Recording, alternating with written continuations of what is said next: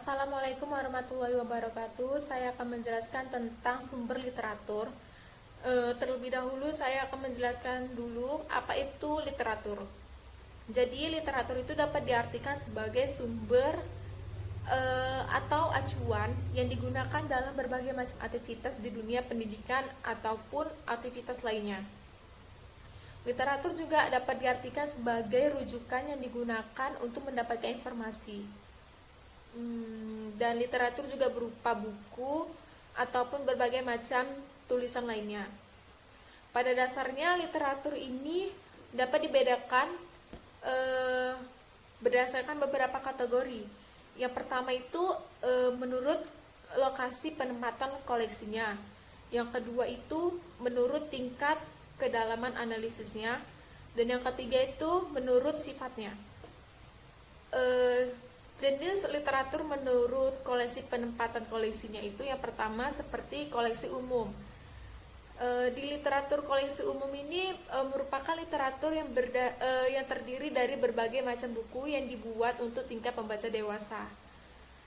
Biasanya literatur ini itu diletakkan di rak terbuka atau bebas untuk digunakan oleh siapa saja sebagai sumber bahan bacaan.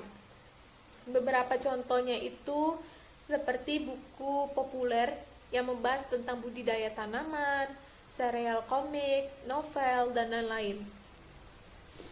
Terus yang kedua itu koleksi referensi. Koleksi referensi itu merupakan literatur yang berisi sekumpulan informasi yang secara khusus dapat digunakan untuk menjawab berbagai macam pertanyaan si pengguna. Literatur jenis ini itu contohnya seperti kamus, buku pedoman, dan juga ensiklopedia. Kemudian ada jenis literatur menurut tingkat kedalaman analisisnya. Yang pertama itu literatur primer. Literatur primer dibuat dari hasil penelitian yang mana hasilnya belum pernah diterbitkan sebelumnya. Jenis literatur ini biasanya berisi berbagai macam gagasan ataupun teori-teori baru dari berbagai macam disiplin ilmu pengetahuan. Yang kedua, literatur sekunder. Literatur sekunder ini literatur yang dibuat dengan merujuk ataupun mengutip hasil yang ada dalam literatur primer. Literatur sekunder ini biasanya berisi tentang teori-teori yang telah ditemukan sebelumnya dan cenderung tidak menampilkan temuan-temuan baru. Yang ketiga, literatur tersier. Literatur ini berisi berbagai macam informasi yang berupa petunjuk untuk bisa mendapatkan literatur sekunder. Beberapa contohnya itu seperti bibliografi, direktori. Baiklah, di sini saya akan menjelaskan apa saja jenis-jenis koleksi. Yang pertama yaitu ada koleksi primer. Koleksi primer jenis-jenisnya terbagi menjadi 4. Yang pertama yaitu ensiklopedi, dan yang kedua kamus, yang ketiga biografi, dan yang keempat sumber geografi. Ensiklopedi dapat didefinisikan sebagai suatu karya ilmiah berisi informasi yang sangat luas dalam berbagai bidang pengetahuan dan biasanya disusun secara alfabetis dan nama. Yang kedua yaitu kamus. Seperti yang kita ketahui, kamus berisi daftar kata dasar yang disusun menurut abjad. Yang ketiga ada biografi, di mana biografi bisa dijelaskan sebagai penulisan kehidupan seseorang yang dituangkan melalui ingatan baik secara lisan ataupun tulisan. Dan yang keempat adalah sumber geografi, di mana sumber geografi adalah bahan pustaka yang memuat informasi tentang iklim, lokasi, wilayah, sungai, danau, dan lain sebagainya. Selanjutnya saya akan menjelaskan tentang jenis-jenis koleksi sekunder, di mana koleksi sekunder ini jenis-jenis koleksi sekunder ini ada 4. Yang pertama ada bibliografi, yang kedua ada katalog, yang ketiga ada indeks, yang keempat ada abstrak. Nah, yang pertama yaitu bibliografi. Bibliografi adalah daftar buku-buku dalam bidang atau subjek tertentu. Bibliografi juga biasanya disusun menurut abjad, pengarang, atau kronologi. Dan bibliografi juga terkadang disertai dengan anotasi. Selanjutnya, yang kedua yaitu ada katalog. Yang seperti yang kita ketahui, katalog adalah sarana yang mendaftar seluruh koleksi perpustakaan.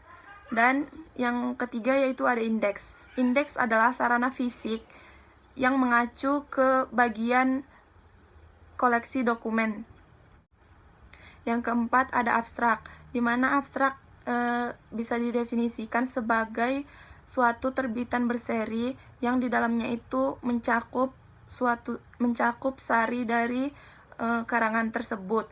Dan yang terakhir yaitu ada jenis-jenis koleksi tersier, di mana jenis-jenis koleksi tersier ini ada direktori. Direktori adalah suatu bahan rujukan yang memuat daftar organisasi atau perorangan. Biasanya direktori juga disusun secara alfabetis atau kadang-kadang secara sistematis.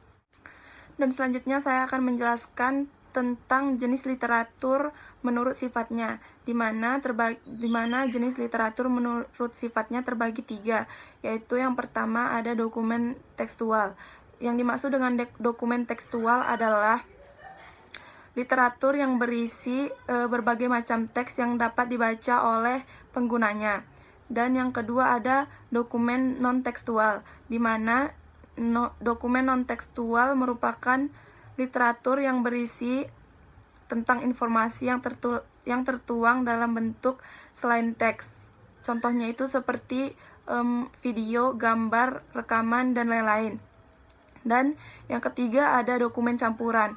Nah, dokumen campuran ini itu gabungan dari dokumen tekstual dan dokumen non-tekstual.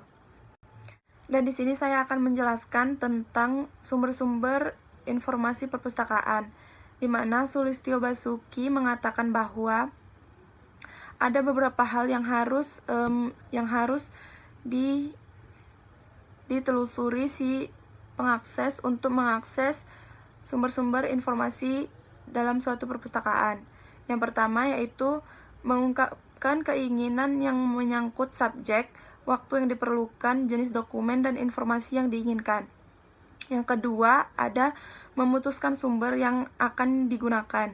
Yang ketiga komunikasi pertanyaan. Yang keempat ada subsistem temu balik, informasi diperiksa untuk mencari sumber rujukan. Yang kelima ada cantuman bibliografis yang sudah dikumpulkan, dicek kembali. Yang keenam ada screening, di mana screening adalah pemilihan rujukan yang paling terkait dengan permintaan dan subjek utama atau karakteristik sekunder. Dan yang ketujuh ada memberitahu hasil penelusuran. Yang kedelapan ada memeriksa kesohihan dokumen. Yang kesembilan adalah mengekstrak informasi dari dokumen pintar. Dan yang terakhir yang ke-10 adalah menilai relevansi jawaban dan mengakses efisiensi jasa yang diterimanya. Baiklah, saya akan menjelaskan tentang tujuan pemakai perpustakaan.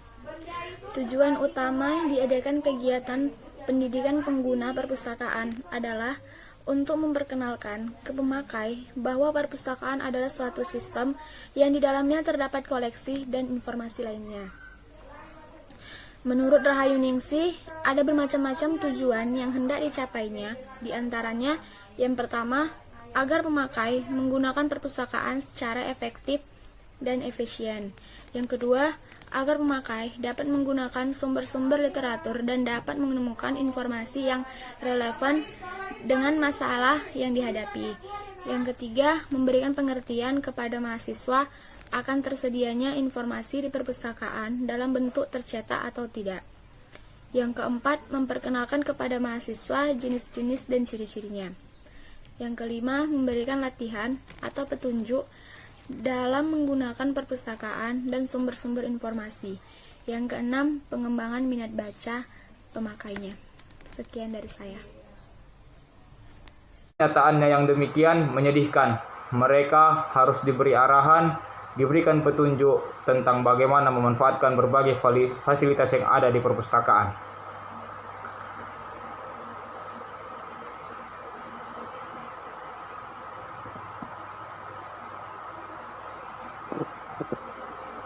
Mereka menemui kesulitan atau mereka tidak menemukan koleksi yang diinginkan, sedangkan perpustakaan tidak memilikinya. Itu adalah tanggung jawab pustakawan untuk memberikan mereka keterampilan menggunakan sumber-sumber informasi, termasuk jurnal, indeks, abstrak, dan yang lain-lain. Sehingga di masa mendatang mereka dapat memanfaatkan perpustakaan dengan mudah, cepat, dan percaya diri. Ada beberapa segi dari misi perpustakaan untuk mensukseskan tujuan nasional.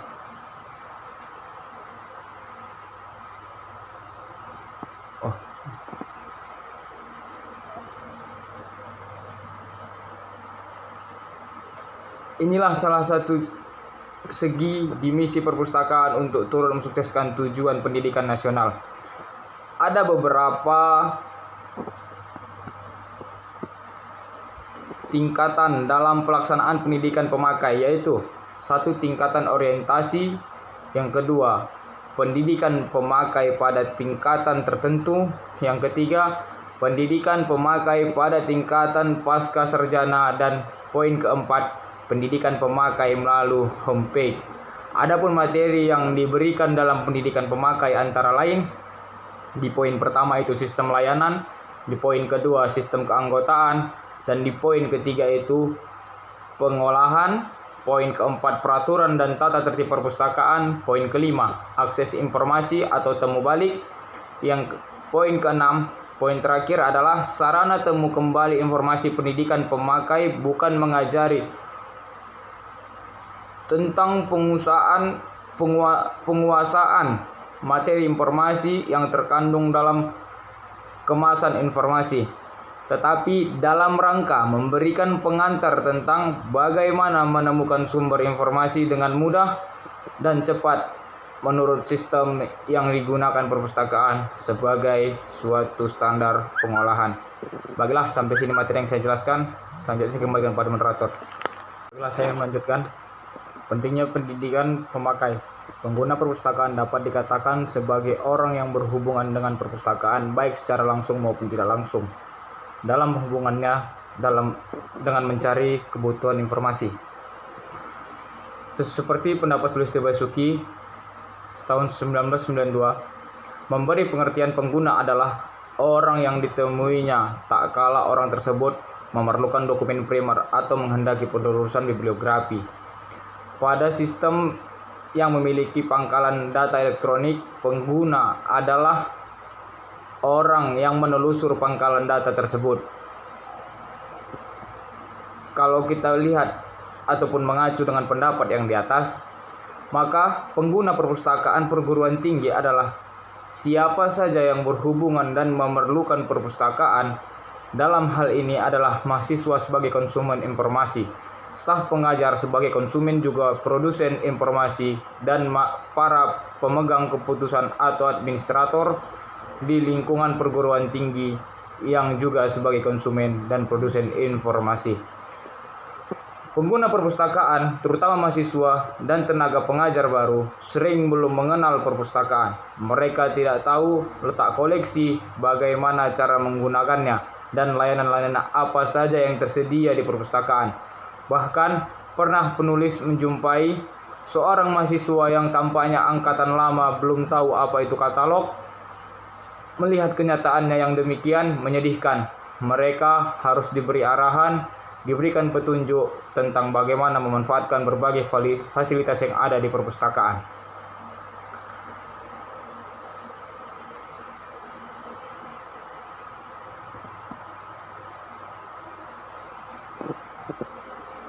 mereka menemui kesulitan atau mereka tidak menemukan koleksi yang diinginkan, sedangkan perpustakaan tidak memilikinya.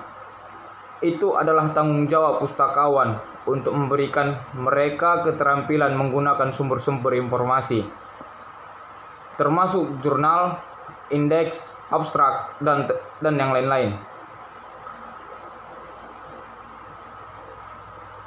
Sehingga di masa mendatang mereka dapat memanfaatkan perpustakaan dengan mudah, cepat, dan percaya diri. Ada beberapa segi dari misi perpustakaan untuk mensukseskan tujuan nasional.